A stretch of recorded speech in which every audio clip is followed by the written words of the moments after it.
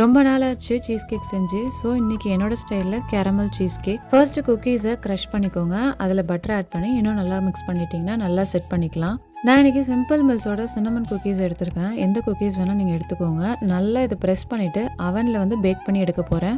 இப்போ சீஸ் கேக்குக்கு லம்ப்ஸ் இல்லாமல் க்ரீம் சீஸை பீட் பண்ணி எடுத்துக்கோங்க. குக்கீஸ் பேஸும் ரெடி ஆயிடுச்சு. அதை ஃப்ரிட்ஜில் வச்சு நம்ம கூல் பண்ணிக்கலாம். சுகர் ஆட் பண்ணி பீட் பண்ணும்போது க்ரீமி கன்சிஸ்டன்சி வரணும். நெக்ஸ்ட் ஒரு எக்கா தனித்தனியாக ஆட் பண்ணி பீட் பண்ணிக்கோங்க. எல்லா இன்கிரீடியன்ஸுமே ரூம் டெம்பரேச்சரில் இருக்கணும். எக்கு, சீஸ் எல்லாமே ஃப்ரிட்ஜ்லேருந்து கொஞ்சம் நேரம் வெளியில் வச்சுக்கோங்க. ஓவர் பீட் பண்ணாமல் ஜஸ்ட் கம்பைன் ஆனால் போதும். இப்போ இதில் salt, vanilla extract, lemon juice, corn starch, heavy cream add பண்ணிக்கிறேன். லாஸ்ட்டாக யோகர்ட் ஆட் பண்ணுறேன். சோர் க்ரீம் ஆட் பண்ணால் டேஸ்ட் இன்னும் நல்லாயிருக்கும்.